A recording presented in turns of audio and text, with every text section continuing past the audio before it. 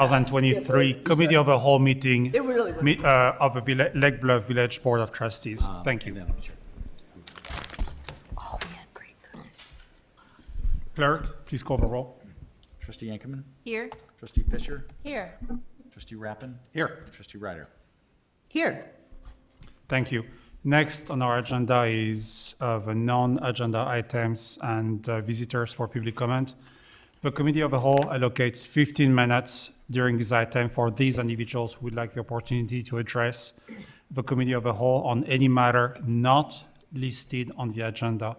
Each person addressing the Committee of the Whole is asked to limit their comments to a maximum of 3 minutes.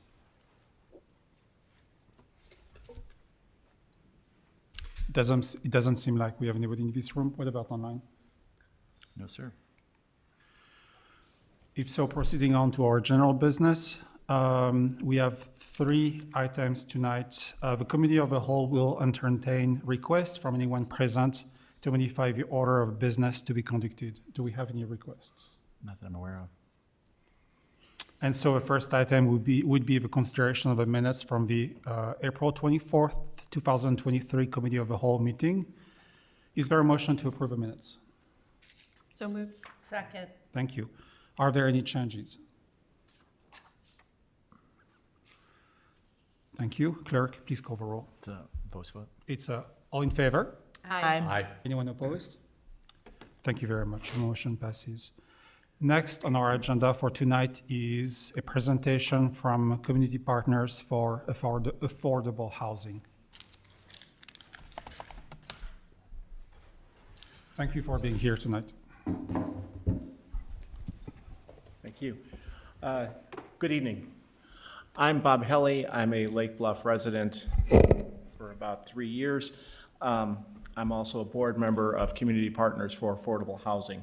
As the awkward name implies, we haven't spent a lot of time or money on branding, so we go by the acronym SEPA. So you'll hear SEPA a lot. That's our shorthand. I've been a developer of senior housing, primarily affordable senior housing, for the last 25 years. I'm, as I mentioned, a board member of SEPA and one of the forerunner organizations, Lake County Residential Development Corp., for about 9 years.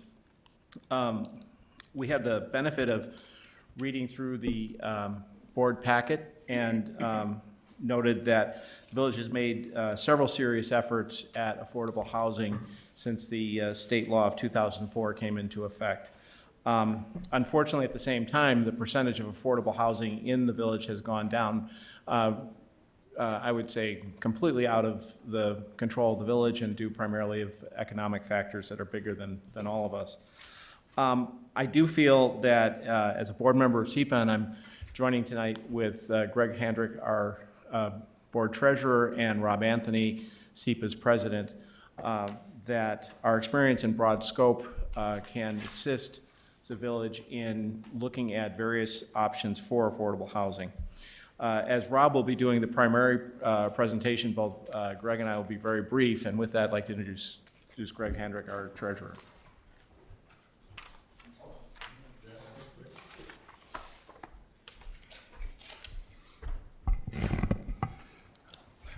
Good evening. I am Greg Handrich, and as Bob mentioned, SEPA board member and also the treasurer. I live in Libertyville, have been for a number of years, and have really spent most of my career in real estate, in particular on the apartment side of the equation. I own a real estate investment and development company based in Libertyville, and we have a number of apartment communities throughout Lake County and elsewhere. We have them in Libertyville, Grays Lake, Downers Grove, and also in Lake Bluff. I would describe that portfolio as primarily older, reasonably priced housing. That's primarily what we invest in. One of the investments we have in Libertyville is of note for tonight's discussion. It's a mixed-use project with restaurants and office on the first floor, 34 apartments on the upper levels, and 5 of those units are designated as affordable, and they range from 50% of median income up to 120%. And it's a great model, and it's worked very well. We, as I mentioned, we own some units here in town. We have 31 apartment units right here in the downtown area on Scranton, Oak, North, and Washington. So we kind of have a pretty good flavor of what, again, I'd call reasonably priced housing here right in Lake Bluff.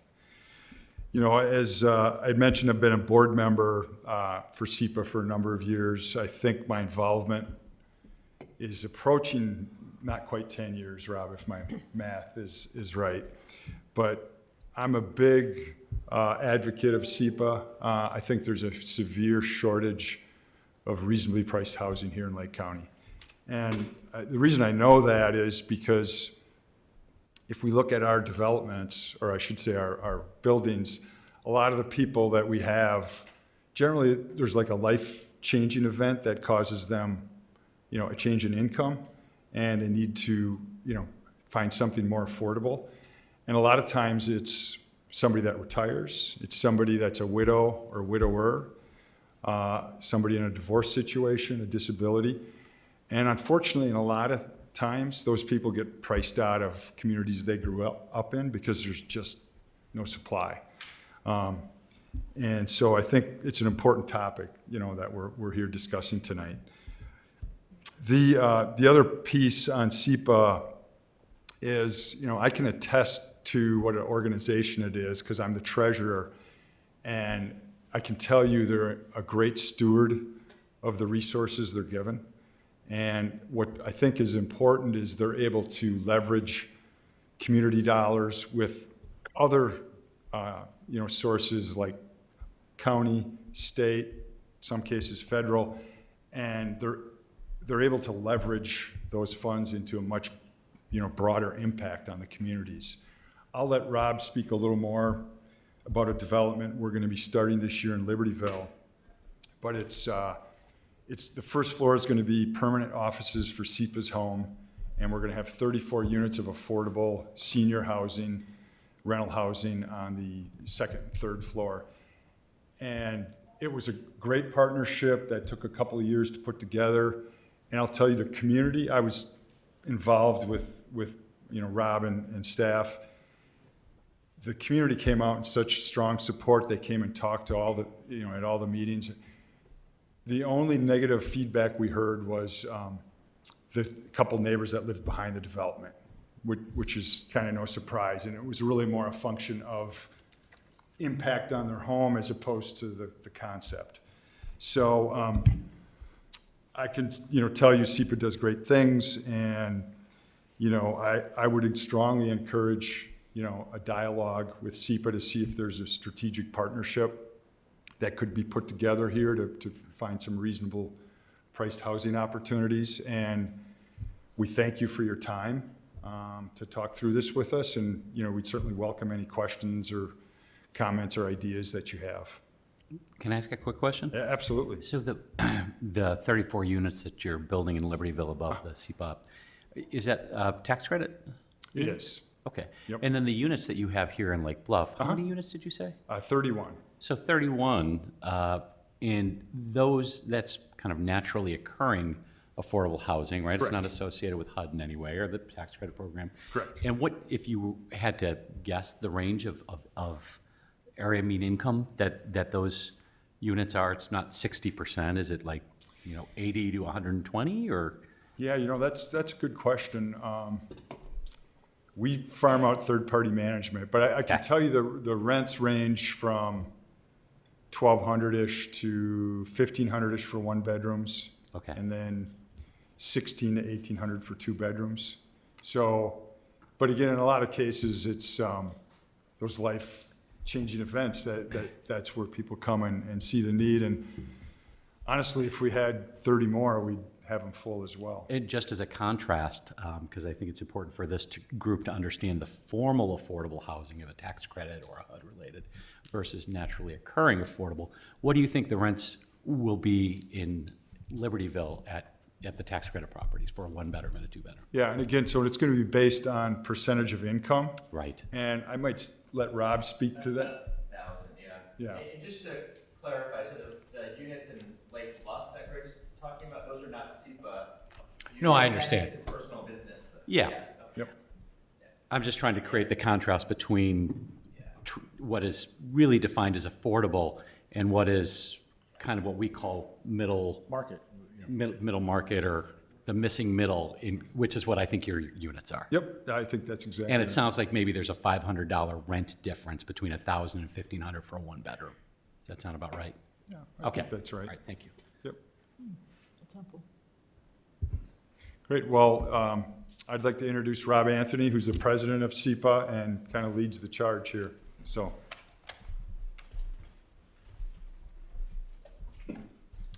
So good evening. Thank you for allowing us to come and talk a little bit about SEPA and what we do and how we partner with different municipalities. We have a brief presentation that we have for you, but we allowed plenty of time for questions and answers as well, so we can do that at the end, but if there are questions that come up in the middle, feel free to just ask away. Before we really get started with the presentation, I'd like to spend a few minutes on this sort of intro slide when we talk about SEPA and what we do, because it really gives a really good flavor of who SEPA is and what we do. So the first photo on the left, that's Jose and his family. He's a waiter at Walker Brothers. And he's one of these guys that works his tail off. He saves and he works and he works and he works. But he still couldn't afford housing anywhere near Walker Brothers where he worked. And he was able to buy one of our community land trust homes. So he's been in that home for about 10 years now, and his family's thriving, and he's building equity and wealth in that home that can be used to, help send those kids who are not that age anymore to college soon. And it's just a great example of sort of the type of people that we serve. The next photo is Jackie and her daughter. She also bought a community land trust home. And I'll go into a little more detail about what the community land trust is. But when we met her, she was working full-time at UPS. She was taking care of her daughter with cerebral palsy, and she was going to nursing school full-time. And she also was able to buy a home through the Community Land Trust program in Highland Park that was accessible for her daughter. And she graduated from her nursing program about 2 years ago, and she really attributes the stability that housing brought as a major factor that helped her get that nursing degree. The next photo is Sabrina. She went through our housing counseling program and our down payment assistance program. So she bought a house. We were able to help her buy a house, not one of our community land trust homes, but just a home on the open market. And she really wanted a safe community that offered stability for her daughter. And she was able to sort of make that dream of home ownership come through. The next photo, Phyllis and Michael, they also bought a home in Highland Park. They lived in Highland Park but could not afford to stay there after they retired, and so through the Community Land Trust program, it was a way for them to stay in the community. The next photo is Jonathan. He is wheelchair bound and had a home without a ramp. Could not get in and out of his home through our home accessibility program and our home rehab program. We were able to build a ramp for him, replace his sewer line, make other accessibility improvements like flooring and bathroom accessibility features. So he was able to stay in his home. And through the accessibility program, it's a very financially prudent program, because what it allows people to do is to stay in their homes and stay in their communities. So we can go in and put $15,000 of improvements into our home, make it accessible, and they can stay there for years to come, as opposed to going to a nursing home where they're paying, $5,000, $6,000, $7,000 a month to be in a nursing home where they don't really need to be in a nursing home. The next photo is Tom. He went through our foreclosure prevention program. He's an EMT, got behind on his mortgage, was losing his home. We were able to help him through the foreclosure mediation program and help him keep his home. Kiana is the next photo. She actually had a housing choice voucher, but she she has 4 children, and she could not find any landlord that would accept her housing choice voucher for a 3-bedroom unit within the housing choice voucher limits. So she was able to move into one of our rental buildings in Highland Park. The next photo is someone else who also bought one of our homes, and after she got divorced, and she couldn't afford to stay in the community after the divorce. She wanted her kids to stay in the same school system, and was able to do that through SEPA. So are you driving, Drew, or? Okay, if you can flip, that would be great. Okay. So our mission is to develop affordable housing and provide services that empower individuals and families to secure and retain quality housing. And our vision is thriving communities, diverse housing, and successful residents. And I think that thriving communities and successful residents sort of speaks to itself.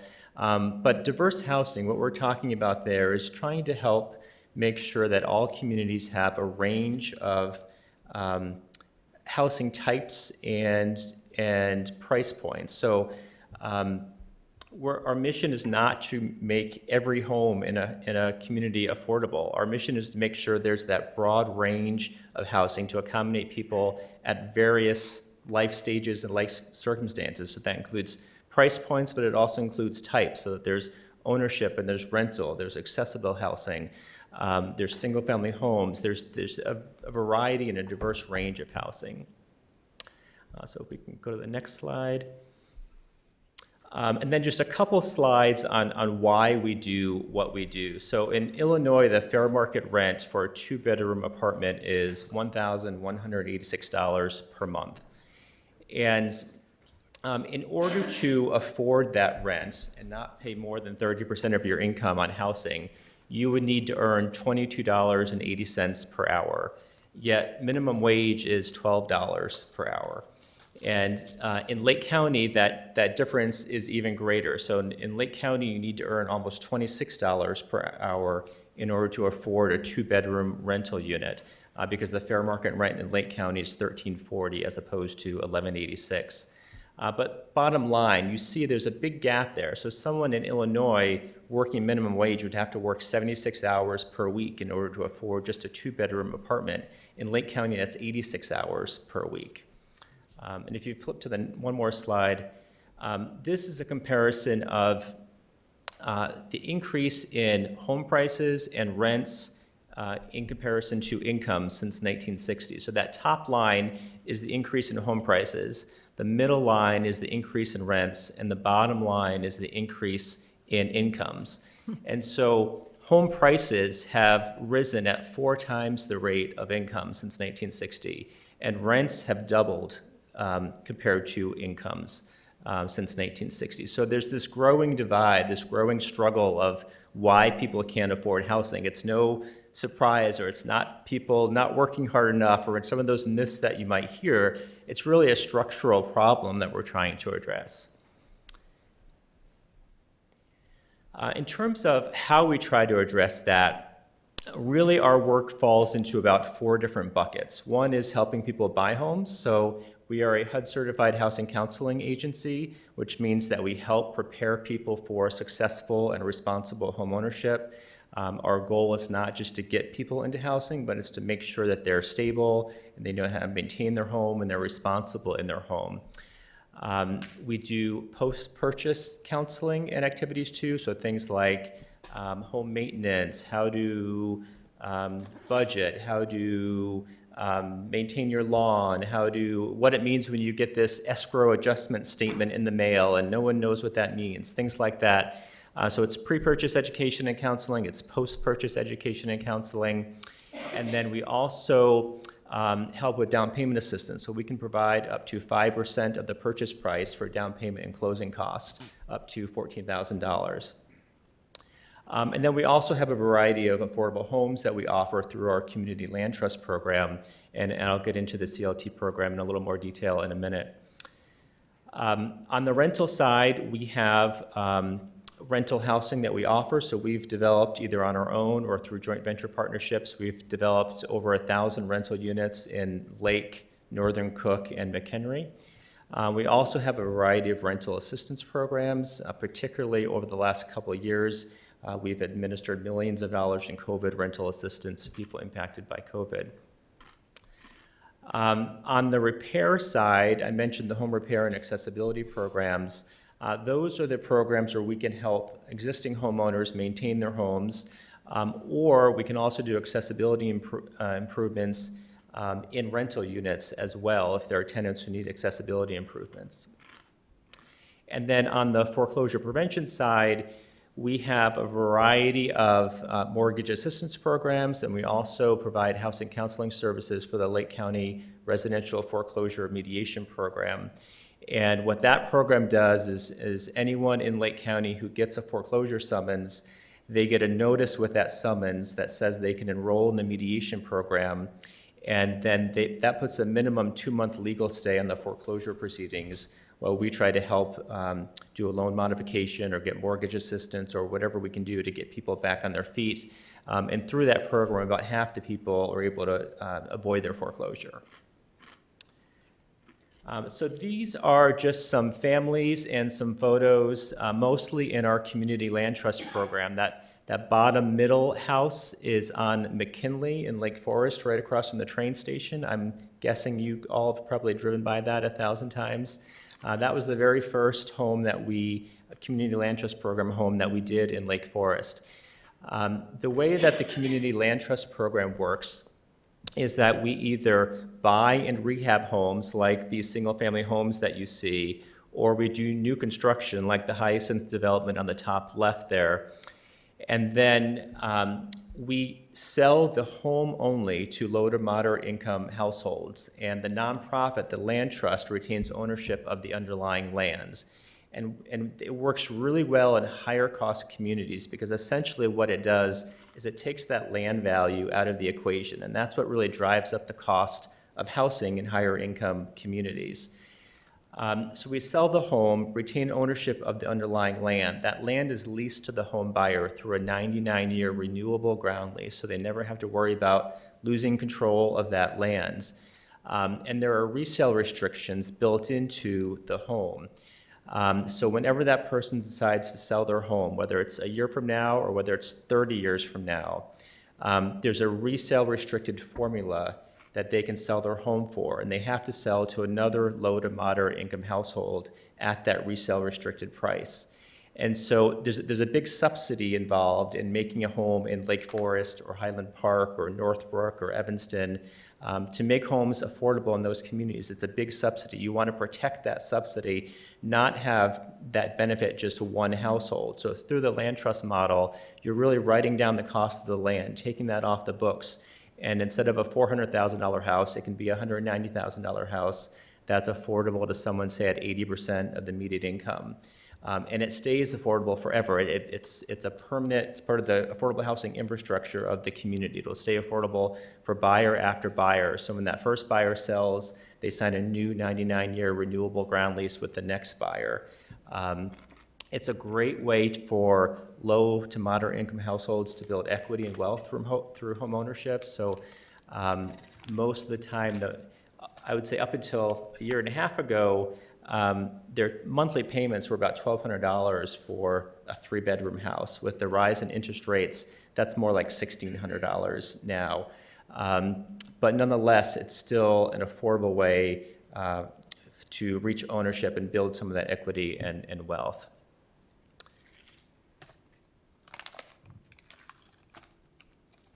Yeah, sure. This slide, I believe, is a quick 30-second clip of one of our CLT homeowners I was just going to let you listen to.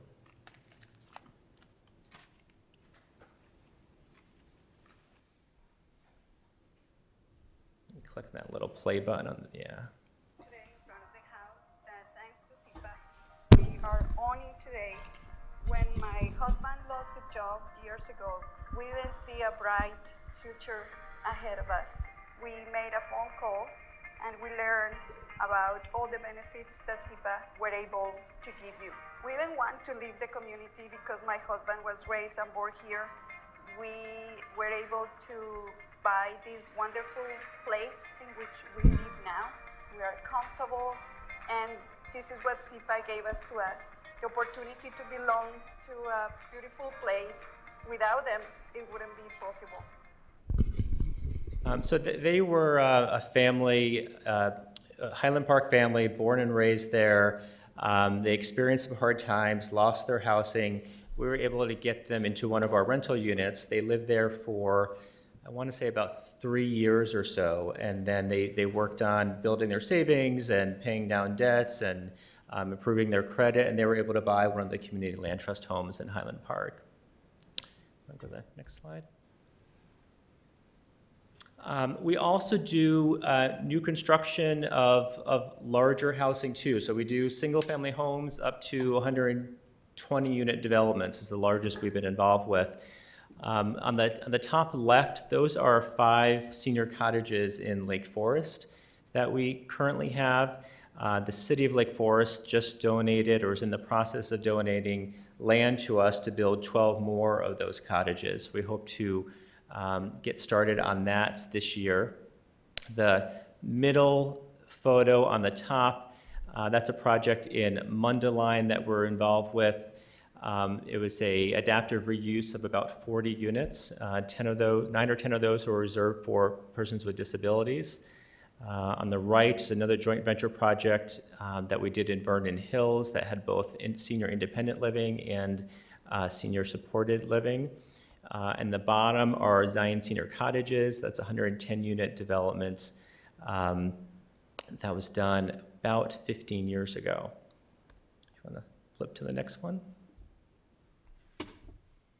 We also work with municipalities to tackle problem properties. So a couple years ago, we finished a 50-home project in Mundelein and Round Lake Beach, where we essentially told those two communities to give us a list of your worst properties that no one wants and are just sitting there, and we'll go after them. So this is an example of one of them. So take a good look at what this home looks like now, and then flip to the next slide. You'll see what it turned into. We do a lot of work like that. We're part of the Lake County Land Bank, where they donate properties to us. We frequently get calls from municipalities who want to help clean up properties like that. And then just to give you a little more flavor of some of our activities, I think we're very flexible and nimble in the type of work that we do. On the bottom right, that's one of our geometry and construction homes in Evanston. Through that program, we partner with the City of Evanston and Evanston Township High School. And the high school actually builds an affordable house on the high school campus every year. My son did the class about 4 years ago, and they build the house on site, and then the city donates a lot to us, to SIPA. At the end of the school year, we move the house to the lot using a crane. It's moved in 2 pieces, and then the home is sold through the community land trust model, so it stays affordable in perpetuity, and it's sold as affordable housing to households earning less than 100% of the median income. And then the proceeds from the house go back to the high school to fund the house the following year. So we're just wrapping up our 9th home through the geometry and construction program. And sort of a sidebar away from affordable housing, we're obviously love it because it's adding to the affordable housing stock in Evanston. But the school has loved it too, because kids' geometry grades have just skyrocketed because they're actually applying it and using it, and it's interesting. And so it's been a real win all the way around. The top middle, I mentioned we did these 50 homes in Round Lake Beach and Mundelein. There's one property in Mundelein that the village just kept coming back to us about, and they said, can you do something about this property? It's just been a nightmare for years, and we just could not make the numbers work on this particular property. There's no way to save that house, and it didn't work. At the same time, the village had another house that happened to be about a half a mile away that the village needed to tear down for stormwater detention purposes. But it was actually a good house. And so So we said, what if you just gave us that house and we moved it a half a mile down the street? And so sure enough, we did that. There's some great video of the house move on our Facebook site if you want to see it. But it was a great solution because we were able to take care of that problem property. We also, the other house that was still in great shape, it avoided sending that to the landfill. So we like to be creative and sort of figuring things out. Some of the crane photos there, those are some shots of some single-family homes that we developed over the past couple of years in North Chicago. North Chicago gave us 8 lots where we did single-family homes using modular construction, as well as a 4-unit rental building for homeless veterans. If you're not familiar with sort of current modular construction, it's not the modular of years ago that sort of had a bad reputation. Modular now is actually usually built better than stick-built construction. It's more efficient, it's more environmentally friendly, it's built in a controlled environment. So it's a great way that we've used to add to the housing stock. On the bottom left, that's actually one of the oldest buildings in Lake County. It's the Central Hotel in Mundelein. That was also a problem property for years and years, and we were able to get possession of that through the Abandoned Housing Rehab Act and rehab that and use that as rental housing.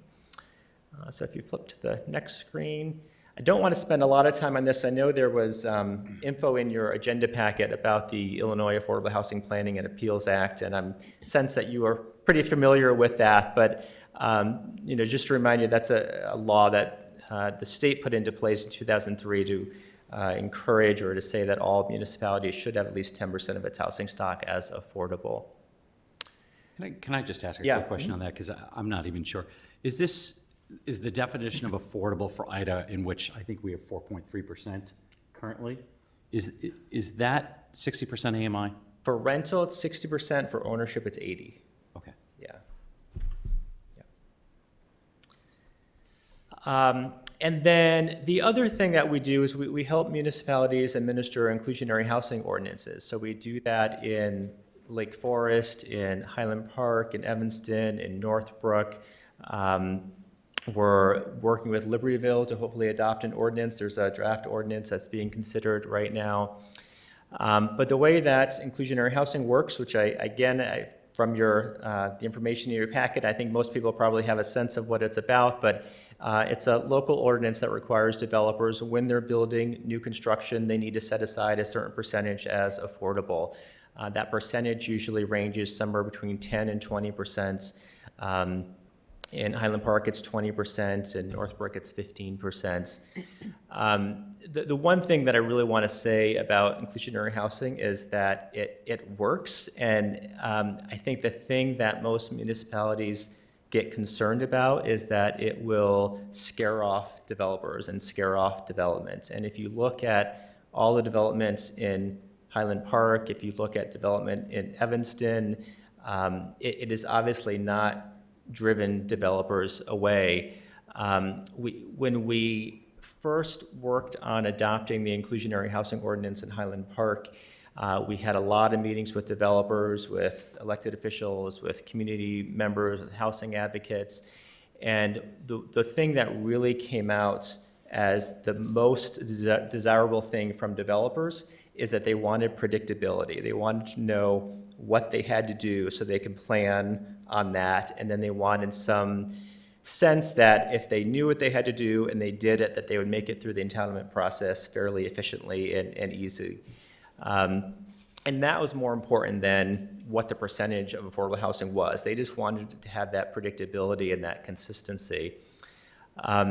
We worked with Highland Park about 4 or 5 years ago to make some adjustments to their inclusionary housing ordinance. And as part of that process, we again met with developers and we developed an interactive financial modeling tool that developers could use. They could put in their own property pricing. They could put in their own cost per square footage for development costs and all those types of things. But you can compare the ROI on their development with inclusionary housing and without inclusionary housing.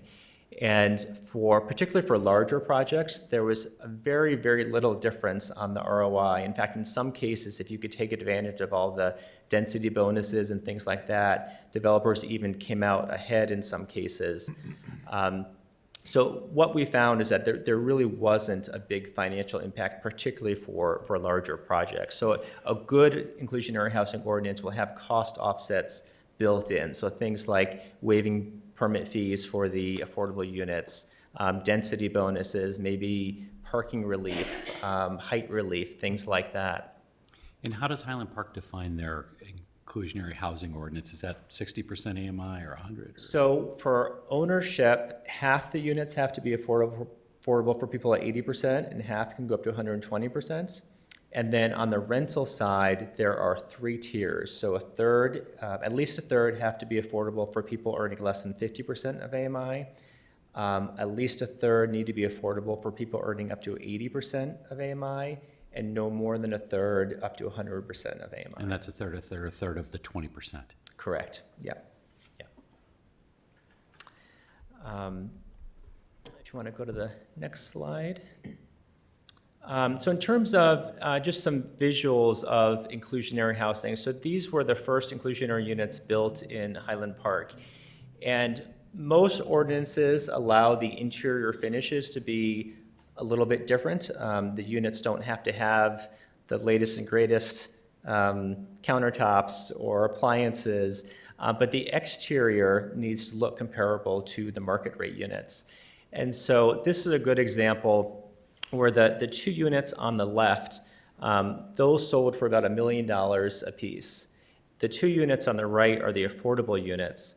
And one of those was $165,000, and the other one I want to say was $275,000, something like that. And you can see that the units are smaller. And what the developer did in this case is the first unit is the bottom floor and half of the second floor, and the second unit is the other half of the second floor and then the third floor. But you can see that it really blends in nicely. In this case, and actually in a lot of cases, the developer kept the same interior finishes on the affordable units because it just wasn't worth their time to spec out different finishes for a small percentage. So a lot of these affordable units end up having very nice finishes, even if they're not required. The next slide has a few more photos. These are also in Highland Park. And then if you go to the next slide, there's some affordable inclusionary units in Evanston. Actually, the bottom left is Highland Park too. This gets into a lot of detail here. I'm not gonna go through this, but just to give you a general sense of what we're talking about. In terms of income limits, we talked about 60% AMI as generally being what we target as affordable for people who are renting. And so to give you an idea of what 60% of AMI is in the Chicago MSA, so for a 2-person household, that's about $50,000 is who we're trying to target. For a 4-person household, that's about $62,000. In terms of ownership, generally that goes up to about 80%. Inclusionary goes higher than 80%, but what SEPA does is generally around 80%. So that's about $83,000 per year for a 4-person household is the maximum that you could earn and still qualify. And then the rents on the left, no problem. On the left, you can see the rents. Those are inclusionary rents. So depending on those income tiers that we're talking about, a 2-bedroom can be anywhere from about $1,090 for households earning less than 50% AMI, for a 2-bedroom up to $1,575 for higher income tier B, and up to even $1,900 if you're going up to 100% of AMI. So that just kind of gives you a broad range. And then home prices, home sales, depending on the income level that you're targeting, usually those home sales are about $180,000 to $230,000, something like that. And then just, to wrap up, we have a tagline that we always say, without housing, everything else falls apart, and it so happens to be true too. There's study after study that have shown how children perform better in school when they are in safe, affordable housing, how people can get and keep their jobs and advance in their careers. There's improved physical and mental health outcomes. Families have that long-term stability and achieve financial stability and wealth building, and lives come together and when you have housing that you can afford. And then I think the next slide is just contact info, yeah. So I'm happy to answer any questions that you might have. I had a question, looking at the data for Lake Bluff over the last, decade or so, it's kind of inched down. Market forces affect everyone.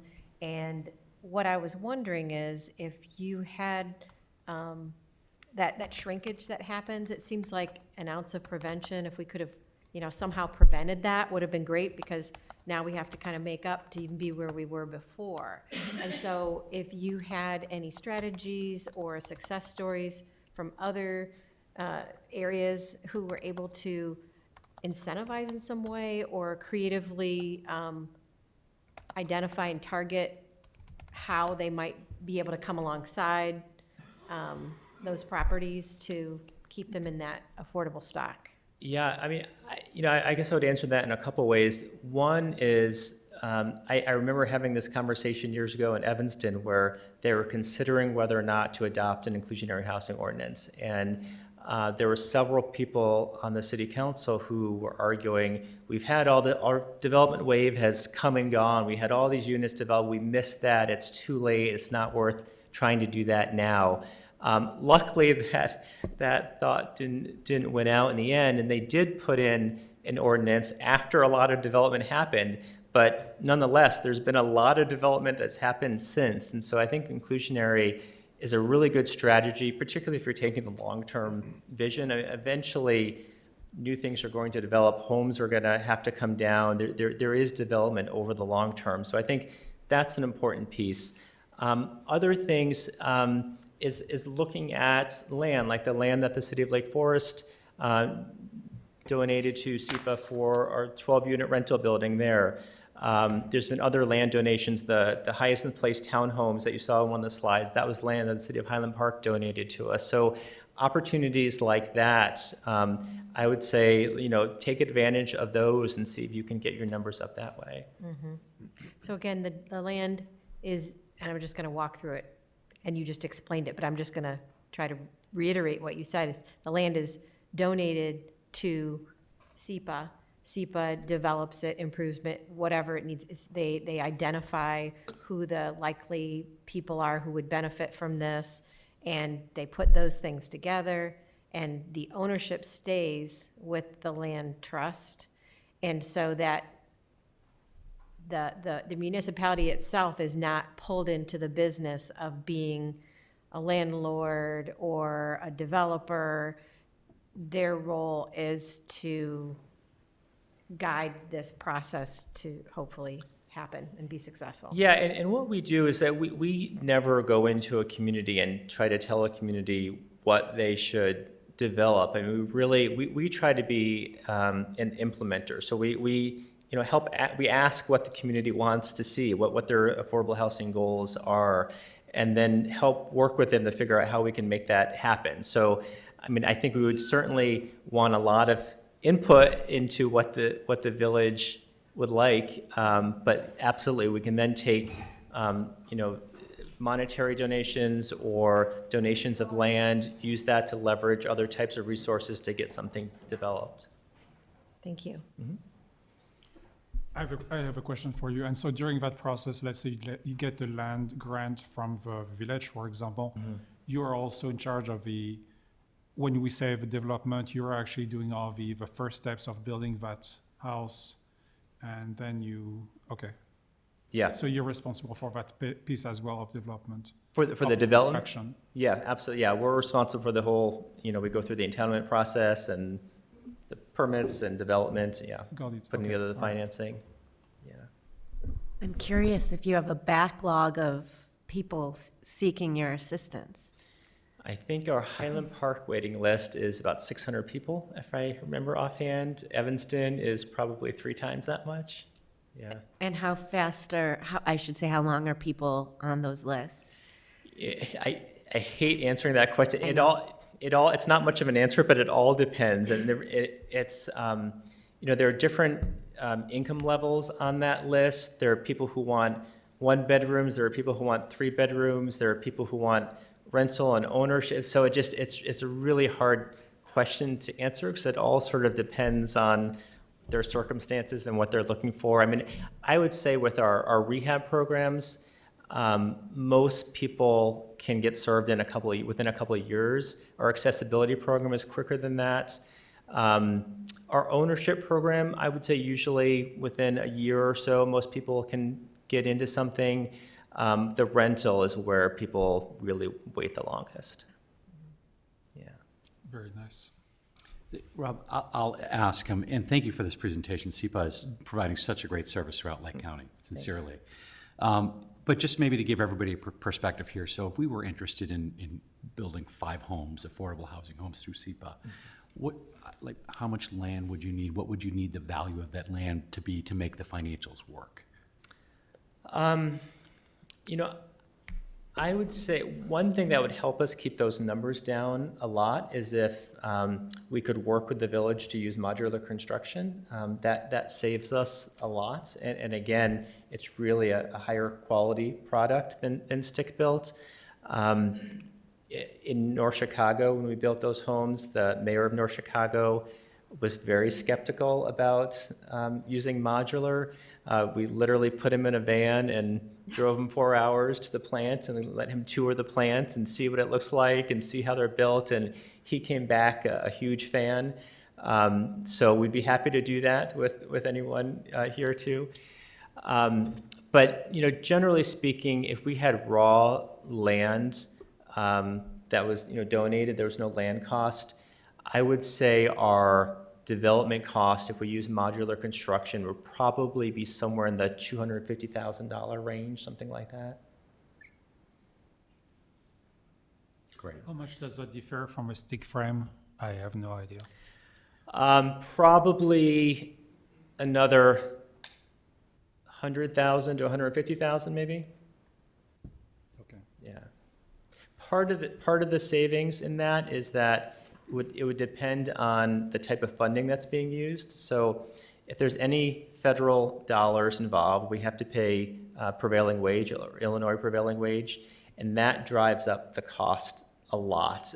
Steve, you might know better than I do, but like a painter, I think is, I don't know, $100 an hour or something. It really drives up the cost.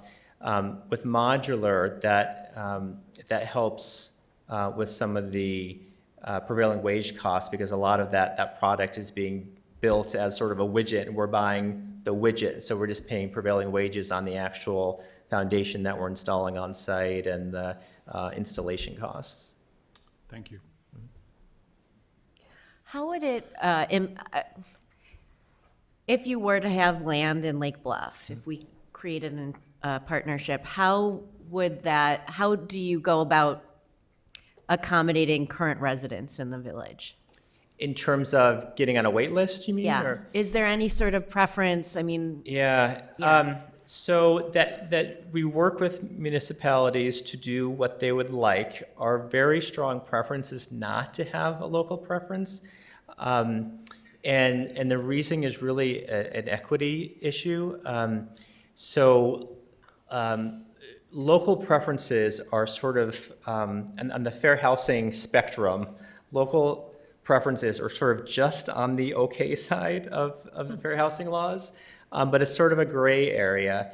And where you run into problems is when a local preference creates a disparate impact on a protected class.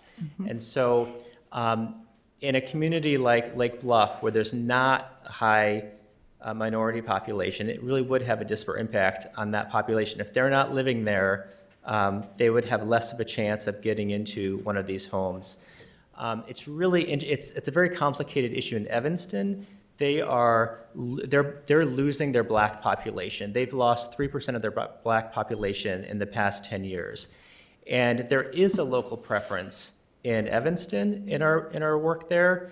But what the data has shown in Evanston, it's actually preserving, or it's keeping the percentage of minority households higher in Evanston. So there is one there. In Northbrook, when we helped them write their inclusionary housing ordinance, they opted not to have a local preference in Wilmette. The work that we're doing there, there's no local preference for these reasons. Highland Park still has a local preference, although we've approached them several times and really asked them to reconsider, and I think they're going to reconsider that. So bottom line, we'd strongly advise against it, but it is possible. And when there's a local preference, it's always just a preference. It's not a requirement. So it's when people are on a waiting list, they can jump ahead of someone else if they have a local preference, but it's not a requirement in order to get into the housing.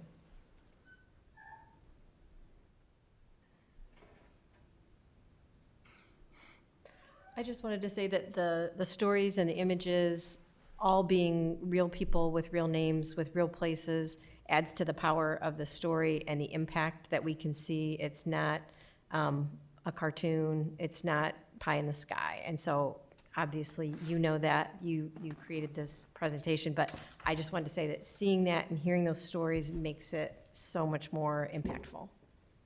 Great. I think that really makes it real for us in the way we can achieve this program. I think some of us are extremely experienced on this board with this type of development. Others, I am not. So I really thank you for doing that, and I really thank you for having taken this on in our communities on the North Shore, because this is one of the biggest issues we have in this community, where the question is, well, where can I downsize, and can I downsize in the first place? Mm-hmm. So this presents a real possibility for us. Thank you very much. Yeah, thank you. Thank you.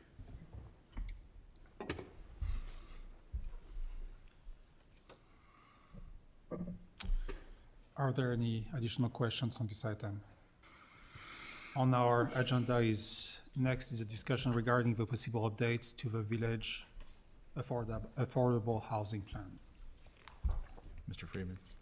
You mean the statute? Yes. Right. So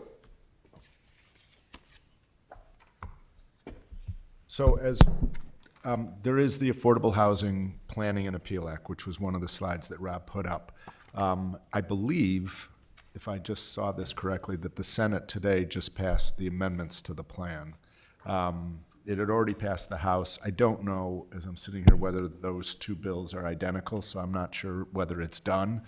But in general, that act applies to all municipalities and counties, but all municipalities where, under the old statute, where a municipality had less than 10% of their housing stock affordable, then the act applied to it and required that municipality to prepare an affordable housing plan. I believe what just passed the Senate increases that to 15%.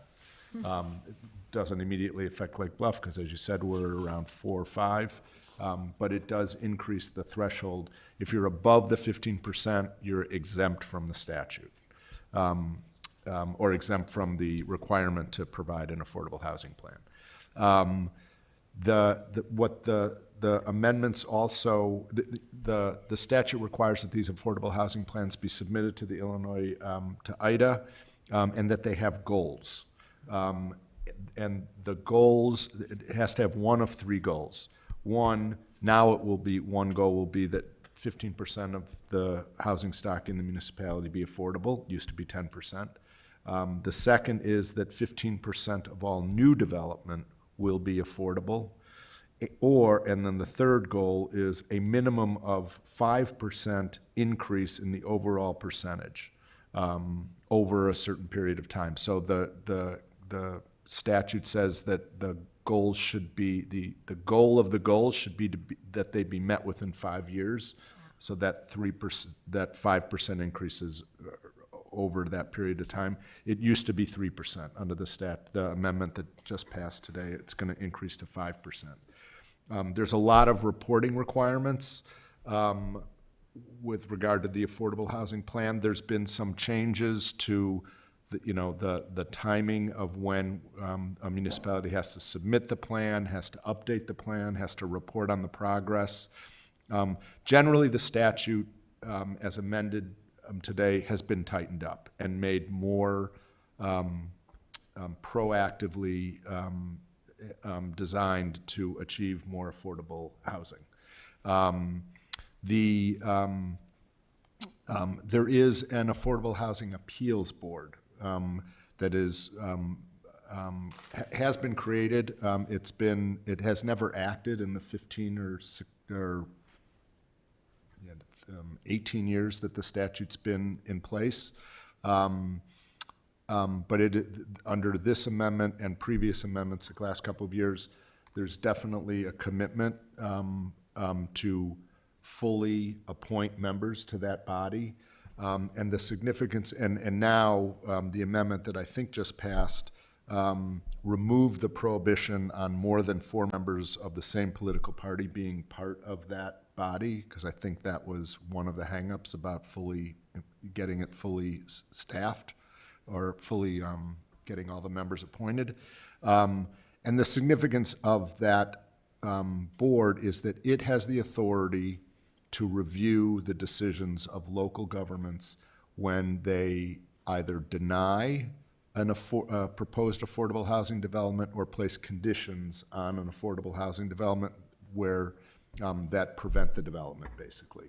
The one addition here to the statute is, in the past, the only entity that was able to appeal a local decision to that body was the affordable housing developer who made the proposal. Now, it's any resident in the municipality has the authority to appeal, and the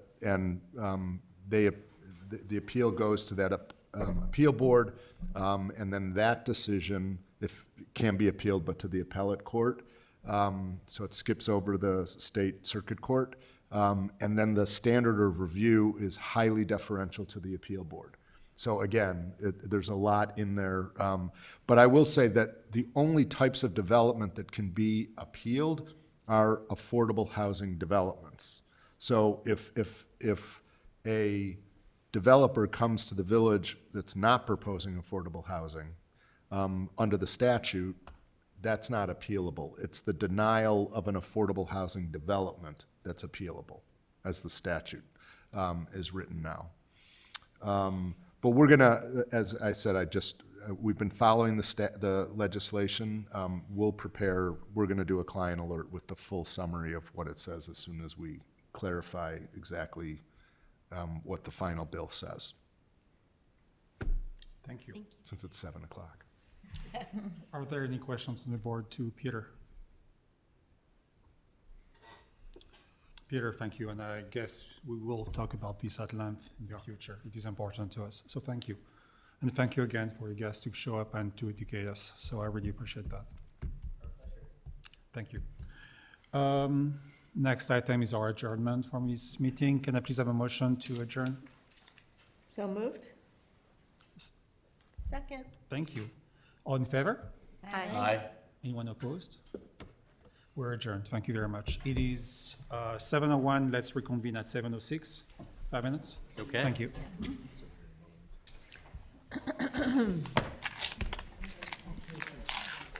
Well, just making sure.